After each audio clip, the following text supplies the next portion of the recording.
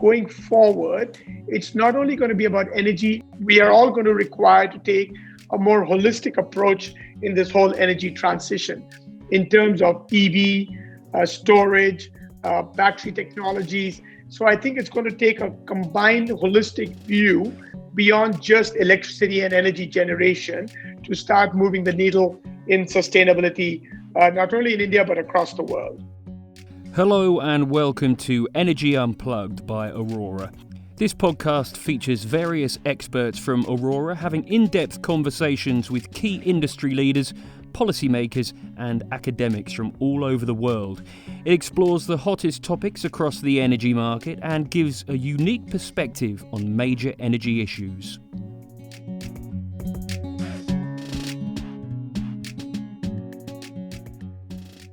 Welcome to Energy Unplugged. I'm Thekla von Bülow, project leader for commission projects at Aurora's office in Berlin. Today's podcast will be all about artificial intelligence in energy, and I'm delighted to introduce you to my wonderful guest on the show today. He is a real world citizen and usually a globetrotter, but for the first time in years, he is at home with his family, which is in Delhi, India.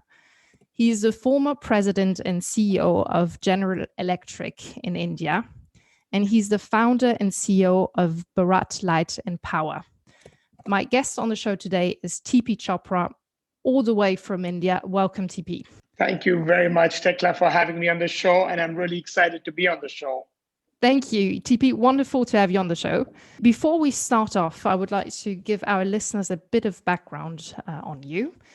You are an economist by training. You studied at St. Stephen's College in Delhi, and then you did an MBA at Cornell University. You're an Aspen Fellow and a Young Global Leader of the World Economic Forum, as well as a member of YPO, the Young Presidents Organization. You had a long career at GE, started off at GE Capital Aviation Services, and then you went on to become the president and CEO of GE in India. In 2011, you decided to become an entrepreneur and founded Bharat Light and Power, or BLP. Now, TP, a lot of listeners will not have heard about BLP yet. So to start off, would you mind introduce our listeners to BLP and what your company does? Thanks very much, Thekla. BLP stands for Bharat Light and Power. Bharat is the Indian word for India. And after I left, the reason I left GE was because I was passionate about clean energy and I wanted to do something to give back to the country. And that's why I left GE back in 2011 to create and start a clean energy generation platform focused on building, owning, and operating wind and solar farms. So that is one part of the company. And we have another part of the company focused on enterprise AI and IoT solutions for a variety of industries, including energy, oil and gas, auto, manufacturing, ports. So basically, we provide AI and IoT technologies to drive productivity. Yeah, super interesting. And we will be talking about all the wonderful things you do around AI. So before we jump into the topics, I would like you to ask a personal question, if I may. I find you an incredibly passionate leader, and you really deeply care about the issues in the world. If it is even possible to say, what would you say is kind of your biggest passion and what's your biggest concern? Thekla, my biggest passion is really around 3 or 4 core areas. And that was part of the reason why I gave up my corporate career to actually do something that I was passionate about. The first one is clean energy and sustainability. I just believe that it's a time in the world where all of us need to do something about it, given the situation with regards to climate change, pollution that I was seeing all over the world. And that's why my big passion was about, wanting to do something about it. If I rewind the clock back to 2011, 2012 timeframe, it was a time within India where at that point in time, we had 300 million people who didn't have access to energy. And the 3 famous A's in the world of energy were a big issue in India, which are accessibility, affordability, and availability of energy. And I was really passionate about wanting to do something about that, to go out there and try to fix the problem. So for a country with 1.4 billion people, I really wanted to see if I could make a difference in trying to give back to society. So that's my first passion. My second passion is investing. In other words, I do believe that in a lot of our emerging markets around the world, infrastructure is going to be a big theme over the next 10 years, because there's a lot to be done, especially in just building out the basics of infrastructure in these parts of the world. And the question is, how do we actually figure out ways to raise capital and deploy capital to really to drive sustainability in infrastructure around the world? And the third area is around technology and innovation. I do believe that over the next 20 years, technology and innovation is going to play a critical role, regardless of what sector you're in, whether it's in infrastructure, manufacturing, in all elements of society, technology and innovation is going to play a big role. So I really do believe these three areas are a core passion from a work perspective. And from a really personal perspective, I do believe it's important for all of us to think, how do we give back to our societies, and how do we give back to our countries and make a difference? Yeah, thank you, TP. That's super inspirational. And luckily, we will be talking about your passions today. We will be talking about renewable energy and especially talking about artificial intelligence and the new technologies that you see coming in. Let's start off maybe to give our listeners a bit of an impression of the renewable energy build out in India. India is a country that has massively invested in renewable energy, and today approximately 36% of India's installed capacity is from renewable sources. However, as you just said, it's a country of 1.4 billion people, and hundreds of millions of people are still without access to electricity. The government has ambitious targets of 175 gigawatts of renewable energies until 2022, which is 60 gigawatts from wind, 100 gigawatts from solar, 10 gigawatts from biomass, 5 gigawatts from small hydropower. And in addition to that, has a target of 500 gigawatts by 2030. Where do you stand today, and are these government targets realistic in your opinion? Thekla, thanks for that question, because I think all over the world, the energy transition is going to be one of the biggest themes over the next 20 years. And I must say, India's done a fabulous job and the government's done a fabulous job in kickstarting that whole process in this whole energy transition. The government, as you mentioned, has set out a target of about 175 gigawatts of renewable capacity by 2022, and now in fact has increased that target to about 450 gigawatts of renewable capacity over the next 10, 20 years. And therefore these targets are really big. Now, if we rewind the clock of where we were in the renewable energy journey, precisely not even 10 years ago, 7, 8 years ago, to where we are today, the country's come a long, long way in adding wind and solar capacity, including hydro and biomass, but largely on wind and solar. And on the wind side, we have already added close to about 35 gigawatts. And on the solar side, it's over 30 gigawatts. And I really do believe that, whether we get to the 175 gigawatts by 2022 is less relevant. The bigger issue is that I think the government has really put a stake in the sand to move the needle in the right direction towards this whole energy transition that's happening. I think the two other areas that I think is going to drive this whole change, India's demand for energy is going to increase by 3x by 2040. So we've got about 1.4 billion people today in India, and that's going to drive, industrialization is going to drive the entire demand expectation of energy. The second part is that over the last 19 years, from 2000 to 2019, 750 million people have gained access to the grid. And that's been one of the biggest changes that have happened in India over the last 10, 15 years, is the accessibility of energy by vast amounts of population. Now, just think about what's going to happen as this entire population is getting access to energy. And over close to about 95% of the country now has access to energy. that is going to, the requirement of energy is only going to increase, and that's going to drive this whole requirement of more energy. And therefore, in this whole energy transition that's happening, the government is focusing not only on wind and solar, but also in terms of gas. Today, gas capacity consumption in India is roughly 6% of the total energy mix, and the government wants to increase that to 15% by 2030. If we look at it from a per capita emissions perspective, which is in India right now at about 1.6 tons of CO2 per person per capita, which is also well below the global average of about 4.4 tons. And totally in the global mix, we're at about 6.4%. So the good news, Thekla, is the fact that, the trains left the station. There's a huge push to make this happen, combined with the fact that I think going forward, it's not only going to be about energy, we are all going to require to take a more holistic approach in this whole energy transition in terms of EV, storage, battery technologies. So I think it's going to take a combined holistic view beyond just electricity and energy generation to start moving the needle in sustainability, not only in India, but across the world. Yeah, I mean, very impressive. I mean, the trains have left the station, but there's certainly a very long journey ahead. And these numbers, of course, are huge, especially when you compare them to some of the European markets that we have here.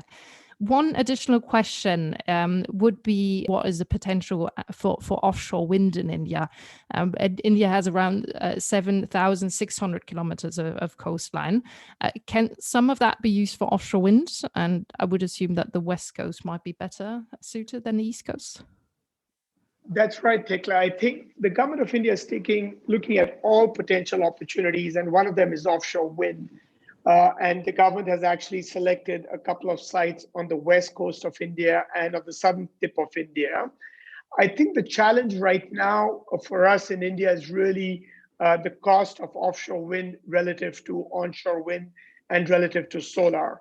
Just to put it in perspective, Thekla, my first solar farm I commissioned 7-8 years ago, our tariff was about 18 rupees a kilowatt hour, which is in the order of magnitude of about 25 US cents a kilowatt hour.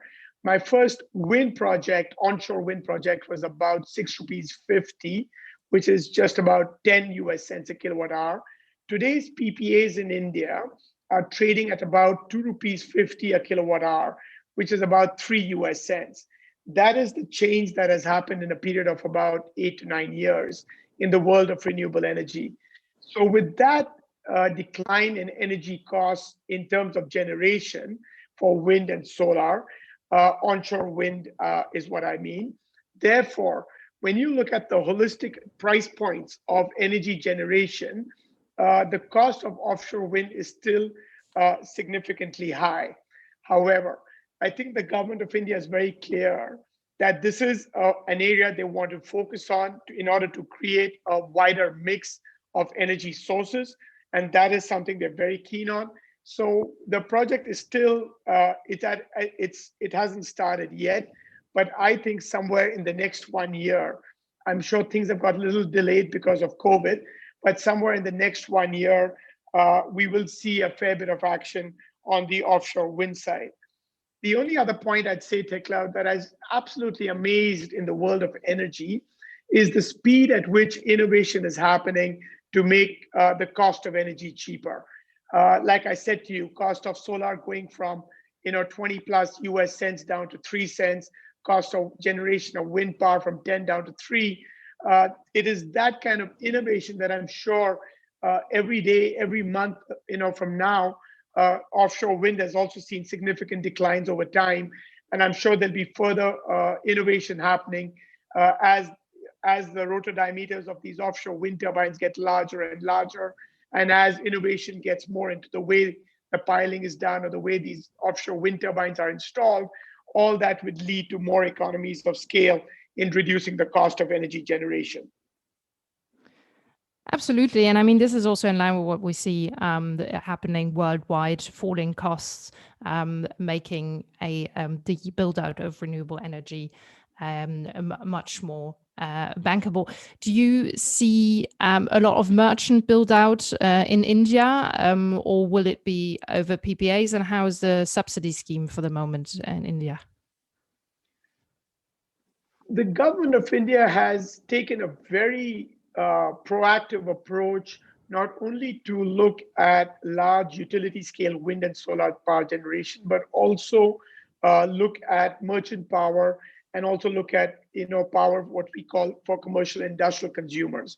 So today we have the ability to produce power not only for grid scale and utility scale, but also for commercial industrial users, and therefore what we would call more like merchant power bases. So the answer is yes, they are all available. The market is fairly open. And therefore, as a power generator, I have the option to decide whether to get into a long-term PPA with the distribution company or the DISCOM, or with the central government, or with a CNI consumer, a private CNI consumer. So today we as power generators have the ability to decide who we want to sell the power to.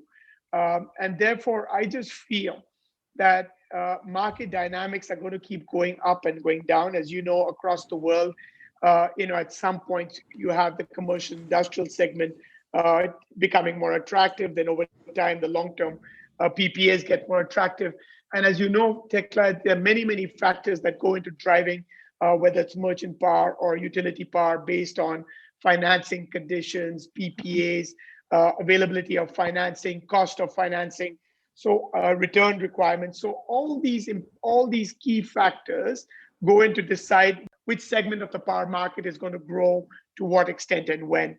And that's similar to what we see in India as well. So we had a period of time some years ago where the CNI market was very hot.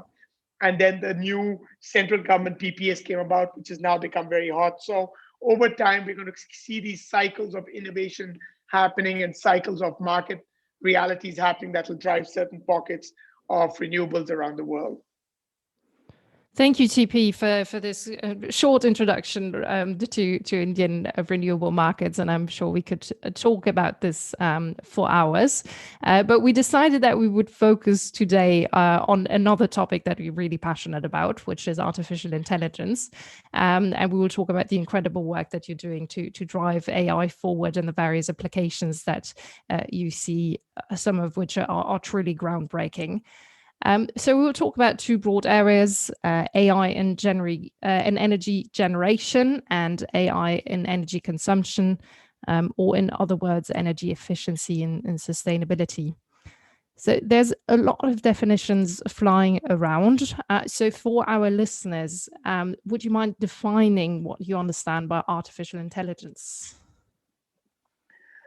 I think to break it up, Thekla, just to make it really simple, artificial intelligence is really the intelligence demonstrated by machines, unlike natural intelligence that is displayed by humans. So that is really, in a nutshell, what it is. It's really the intelligence that computers have and machines have to think and put together vast amounts of data in order to provide some insights. And what this really does is it describes the way these machines or computers mimic cognitive functions that humans associate with the human mind. And that's really what artificial intelligence is. But the fascinating thing about what's making all this really exciting, in my view, is 4 or 5 key factors that have come together, Thekla, that's really making all this entire field of AI become really exciting. My perspective is, one is the cost of sensors have come down dramatically over the last 7-8 years. That is making the ability to provide connectivity, or what they call IoT, more easier. So that is point number one. Point number two is mobility, the ability to gather vast amounts of data from virtually any corner of the world. How do you actually collect all that data and cleanse all that data? So that's point number two. Point number three is high performance compute. Once upon a time, only a couple of large technology companies had access to this high performance computational power. But today it's become very democratic. Everybody in the world has access to high performance computing power. The fourth one is the cloud. the cloud is making all this very easily scalable and accessible. And I joke with people, this is what's happening in the world of technology, that AI is becoming and machine learning is becoming democratized. That even a person in a small little town of India of, say, a Nagpur or a Kanpur, a tier 2 or a tier 3 city, has access to computing power that anybody in California has. And the fifth thing is people, education, and human capital availability in India. That today we have so many engineers and highly qualified computer science experts and AI experts in India. And it's this collaboration of these 5 key elements that's really making AI, IoT, the ability to connect data, to analyze data, and to actually provide insights that's really making it fascinating in the way we can use this data in really every walk of life. Now, I focus on the industrial side of things, whether it's energy, manufacturing, supply chain, etc. But really, if I take a step back, this power of giving computers and machines the ability to think like the human mind and give it similar kinds of cognitive capabilities is what's making it really exciting about its expansion into virtually every field of life. India seems really well placed also to drive AI applications, and we'll be talking about them in a few minutes, but really to drive AI applications for the world with, as you said, having so much resources to be deployed on this topic. To give a better understanding around why you've put so much effort on AI applications, why is it such an important field, especially in times of COVID-19 and in these last couple of months? Thanks for that question, Thekla, because it's really a question for the times that we are living in. Let me share with you the story of what happened with us. In early April, a couple of large corporations came to us, one of the world's largest FMCG companies, one of the largest auto companies in India, and one of the largest electrical goods manufacturing companies in India. And they came to us with 3 requests. 1, employees and factory workers and our workforce will always remember what CEOs and management do to keep their people safe in a time of crisis. Number 1. Number 2, how do we ensure we can prevent lost production? In other words, COVID spread so rapidly on a factory floor that I'm finding it hard in a lot of the manufacturing companies whose board I sit on to plan manufacturing lines given the challenges we are having with the spread of COVID. And the third one is, how do we ensure business continuity? So we started thinking about, we had all this AI technology, our Orion platform that is actually used, on which all our AI algorithms sit. We have the ability to connect software to hardware. So we had all the basic fundamental capabilities on our Orion platform to do IoT for connectivity, to do algorithms on AI, and to provide insights. The challenge for us is, how do we take all this technology and adapt it for these COVID times? So therefore, we came up with 3 technologies to sort of solve these challenges. The challenges we were trying to solve was 6 of them. One is, how do we avoid social distancing? How do we track masks? How do we do an audit trail? How do we get a declaration? And the question was, how do we actually do all these things for all these companies? So I'll quickly repeat it: social distancing, mask, temperature tracking, declaration, contact tracing, and an audit trail. So we thought we wanted to solve these 6 problems, and therefore we came up with these 3 technologies. The first one is called Trust AI. What we were able to do prior to Corona was to connect any camera anywhere in the world. It didn't matter how old it was or what brand it was, and no CapEx is involved. We were able to connect these cameras and, using computer vision models, send out an alert when somebody's not wearing a helmet or a safety jacket. What we've done in the last 16, 17 weeks during COVID is to train our computer vision models to detect social distancing. So what we've been able to do is connect any camera, get all the data through our Edge application, which is sort of where the brains sit. It analyzes all this feed And then through the cloud, we send out an alert to the AI application, which is given to the health officer, the safety officer, which captures every time a social distancing breach happens in a factory, it shows up on his screen. And therefore, the health officer can then see whether they're repeat offenders or where the hotspots are being created in factories. So that's the first technology that we rolled out. The second technology, which was never done before, was this large FMCG company came and said, TP, we've got 80,000 people. We need a really low-cost technology. We need to really roll it out very, very quickly, and we need to scale it up very, very efficiently. So we came up with a new technology to make cell phones communicate with each other. So it doesn't matter whether it's an iPhone or an Android. As soon as two phones come within 2 meters, the phones actually start buzzing. So it's an active defense system rather than a passive defense system. And it immediately warns people when they come within the 2 meters distance. However, the real value of the application is the fact that what it can do is it can actually do contact tracing, so that if somebody gets temperature, it acts like an early warning system. It gets logged into the AI application at the back end. So the health officer or the safety officer can then immediately track it. 5 days later, I get COVID positive. The health officer then can go back 10 days, 20 days, 40 days, find out who are the 400 people I came across, and identify the 6 people who are most likely to get COVID, so they can be taken out of the production line, and the remaining 80,000 people are kept safe. So that's what they've been doing and rolling it out across factories, across India and all over the world. And then the third technology we came out was in those situations where phones are not allowed on the factory floor and where they don't have sufficient number of cameras.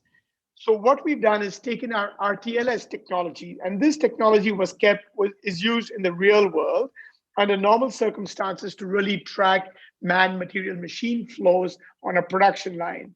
So we adapted that same technology, took the chip and put it into a wearable device. The technology is called Spot AI, so that when 2 people wearing a device that looks like a Fitbit or like a little watch or an ID card or a little tag, when people with that little Fitbit looking device or that little ID card comes within 2 meters, the device immediately buzzes and sends out a sound, and therefore it warns people when they get very close. At that same instance, a breach is recorded at the back-end AI application, which the health officer can take notice of, so that down the road, if somebody gets COVID, you can use contact tracing and protect the people, so that not everybody gets infected. You're just able to take out the few people who could potentially get COVID. So those are the 3 technologies we've rolled out in the last 20 weeks across companies to really come up with frugal solutions and at the same time scalable solutions, and something that we can give to the whole world very, very quickly to protect lives and help people come back to work. Oh, thank you, TP. That is really impressive, and it seems to me that the basic idea is always pretty similar. You use a camera, you use a sensor to track something. By the way, we have a kind of a Corona app also here in Germany that warns us if somebody that we were close to was affected in the last couple of days. However, the phones do not buzz when you get close to somebody within 2 meters. To be honest, it would be buzzing quite a lot if we had that on the phones here. But it seems like you're doing a huge impact and help the situation, which is pretty tough in India around the coronavirus. And I'm truly inspired by what you're doing. Let's take a moment to get the conversation back to energy here. Where do you see AI coming in energy, and how is AI going to change the way we produce and consume energy going forward? Thekla, going back to my story in terms of what's happening, when we take a step back and you look at the cost of energy over the last 10 years, and when I say energy, I'm referring to renewable energy. Like I said, all over the world, we've seen a dramatic decline in the cost of energy generation around the world. Now, what that also does is puts a tremendous amount of pressure on the people who produce energy in order to make the returns, in order to make the cost economics work. Right. So as a result of that, think about it. If your power generation cost is down to three US cents, is the cost that me as a power generator gets paid for my customer, then what happens is that the entire supply chain gets squeezed. In other words, my panel suppliers, my wind turbine suppliers, my inverter suppliers. And in addition to all that, you also start putting a lot of pressure on your O&M costs in order to keep the plant operating at the highest possible levels. Now, this is where the challenge comes, is that if at 3 US cents, if trying to make a fair return becomes very difficult, and therefore the only way that you're able to provide that economic return is by really transforming operations and maintenance in the power plant, and therefore move towards creating what I call the digital power plant. And as a result of that, when these things started happening for me, that's when I figured I need to do something different. So that's number one.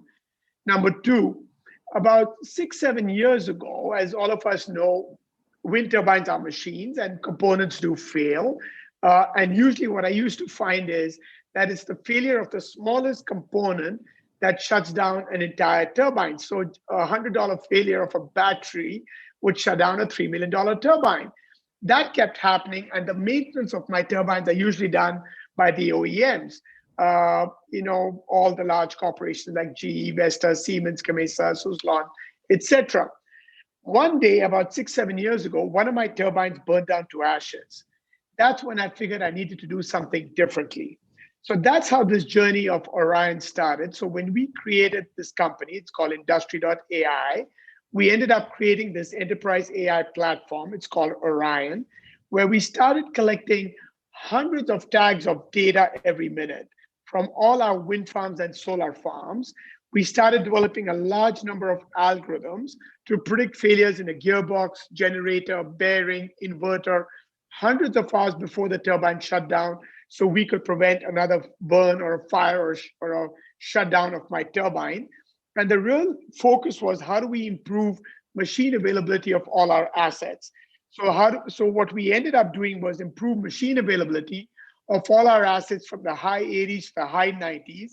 And as a result of it, saw an incredible improvement in return on investment on all our wind and solar farm investments. So that's how this journey started. And then over time, a large number of utilities from around the world came to us and said, listen, why don't you help us out as well? And therefore, now we've connected thousands of solar farms and wind turbines in all parts of the world. We get the data onto our platform, Orion. And from our control center in Bangalore, we're able to send out alerts to predict when there's going to be a component failure, how do we improve generation, and therefore improve returns.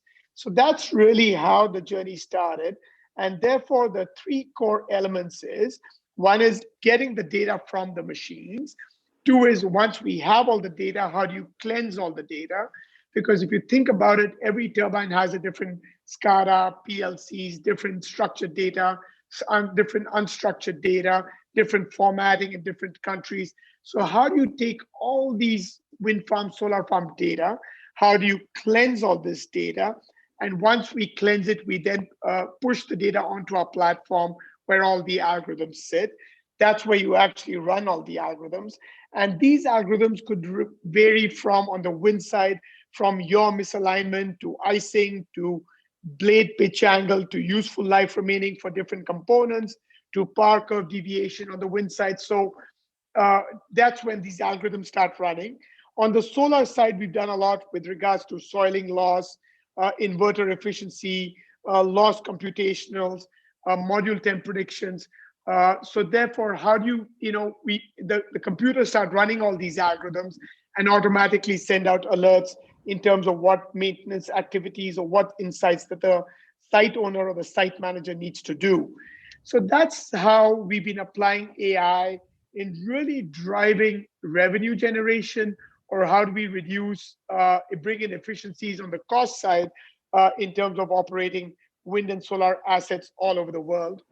But let me just add one other point, Thekla, that if you think about it, the actual asset owners around the world are not only utilities, but also large financial investors and funds that have deployed billions of dollars in owning and operating wind and solar farms. So we also work with a lot of financial investors in tracking their investments to help them, extract value from all the investments that they've made in these wind and solar farms. Yeah, I mean, super interesting. It seems to be there's a lot of potential still to improve the whole O&M part of it.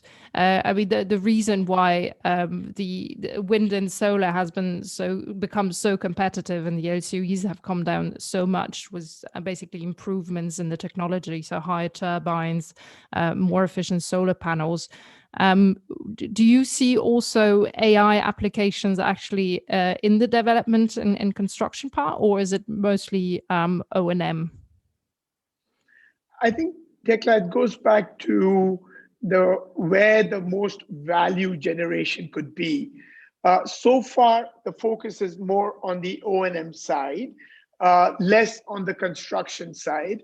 But I am sure there will be new innovation happening. For example, on the foundation designs of wind turbines, there will be certain AI tools coming into civil engineering when you're actually constructing these wind farms.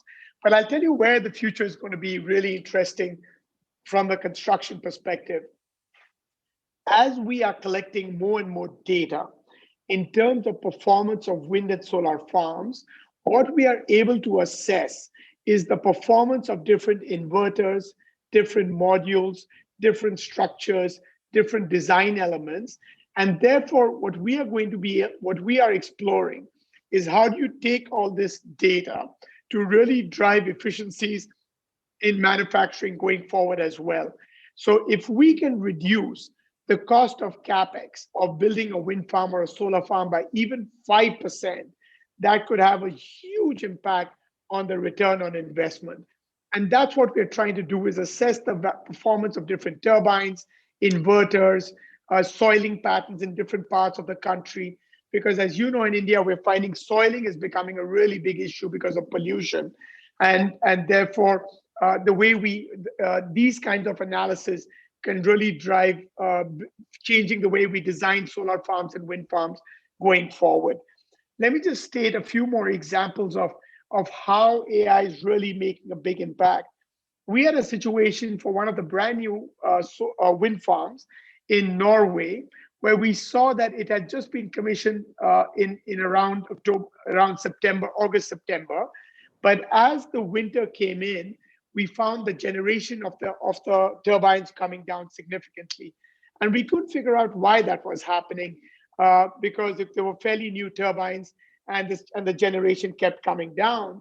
And it was only when the computer started then quickly analyzing the performance of all the surrounding wind farms and starting to correlate all the data to figure out why the performance of this wind farm was coming down, we were able to find that there was icing buildup on the blades that was causing this deterioration in performance.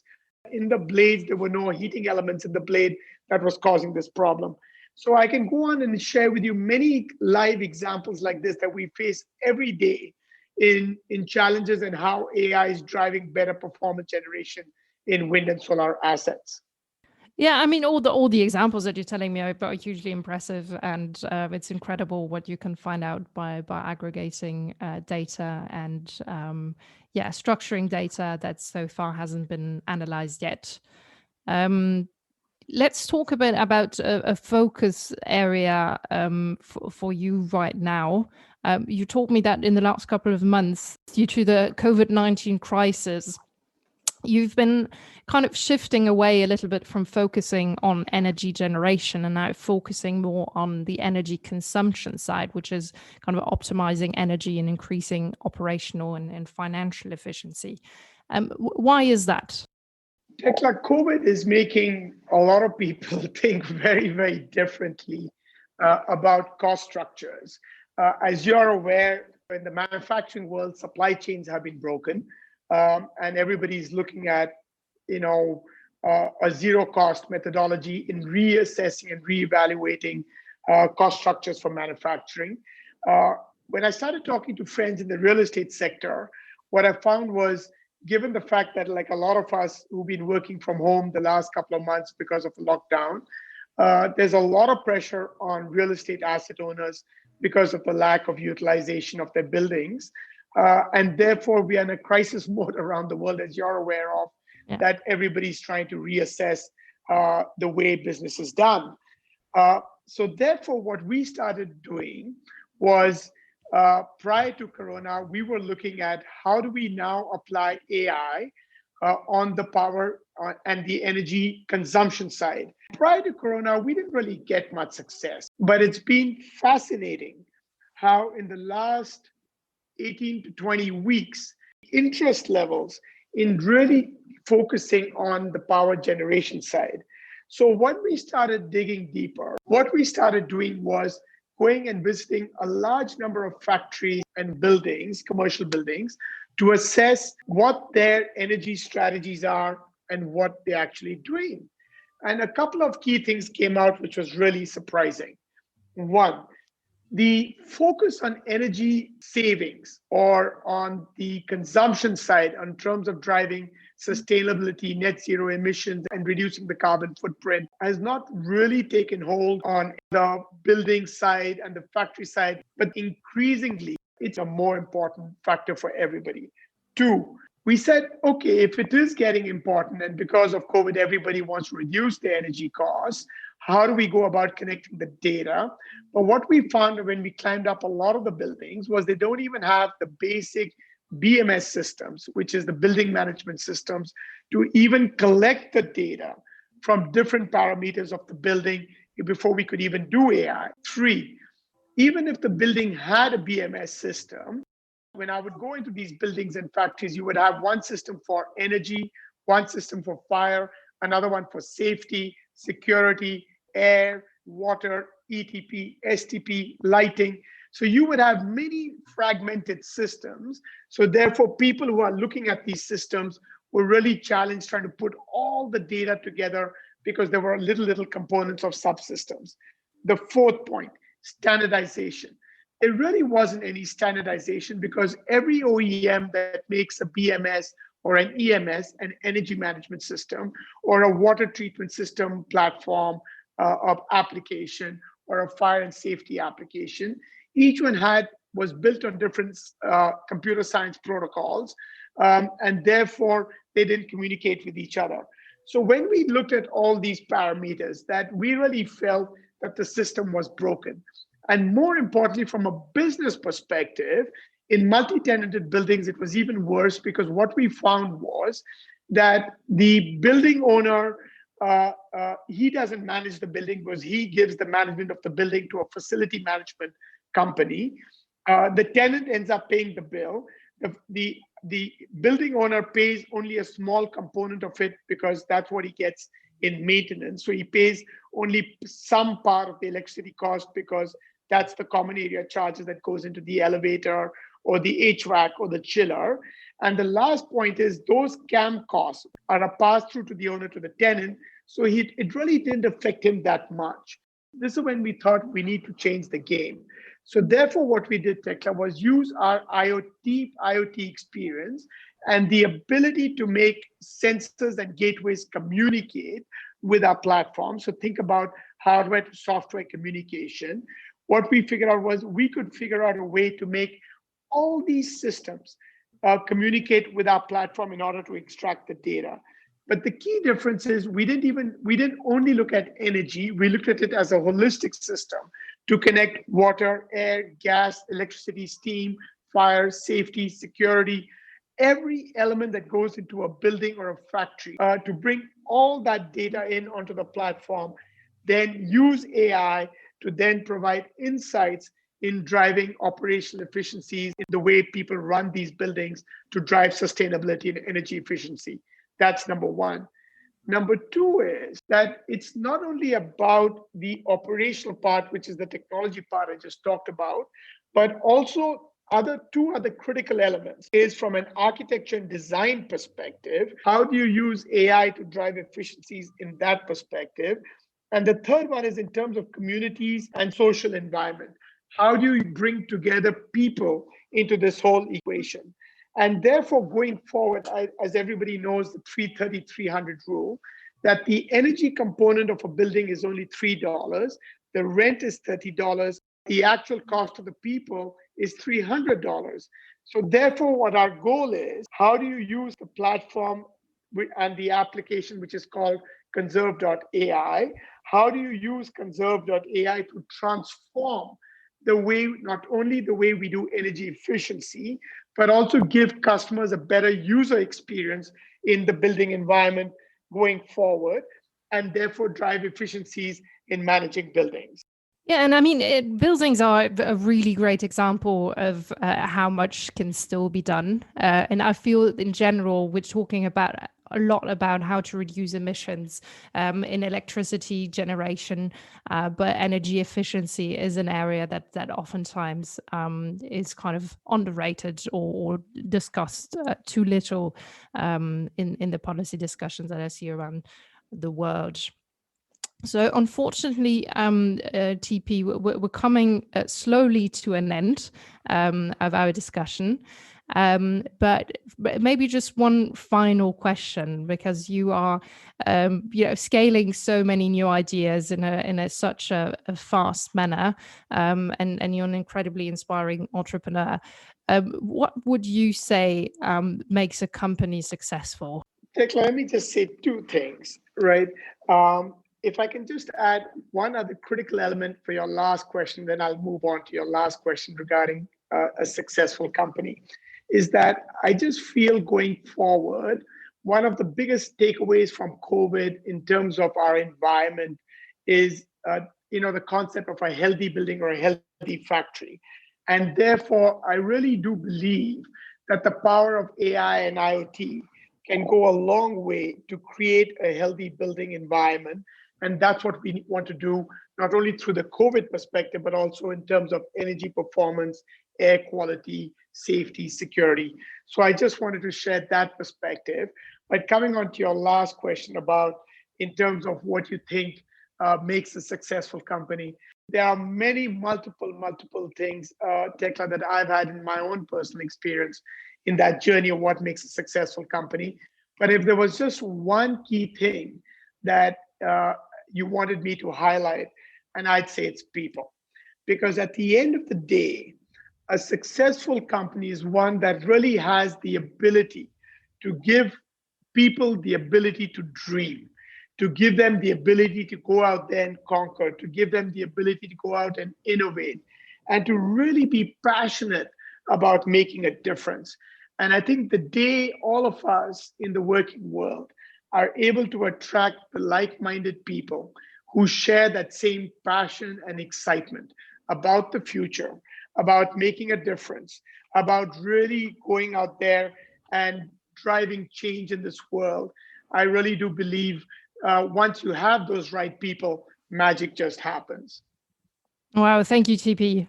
That is a wonderful way of putting it. And to be honest, this is also how we think about growing a successful company here at Aurora. So thank you very much for sharing those insights. So we've come to an end of today's podcast, which was all about the Indian market and about the potential of artificial intelligence, not only in energy, but also how to tackle some of the really big issues around COVID-19. My guest on the show today was TP Chopra, founder and CEO of Bharat Light and Power. TP, thank you so much for joining me today. Thank you. That was Thekla von Bülow, project leader for commission projects at Aurora's Berlin office, speaking to TP Chopra, founder and CEO of the Bharat Light and Power Group. Do keep an eye on our podcast feed for more in-depth conversations with senior members of the energy industry. The best way to do this is to subscribe on whatever platform you use. Thanks for listening and goodbye.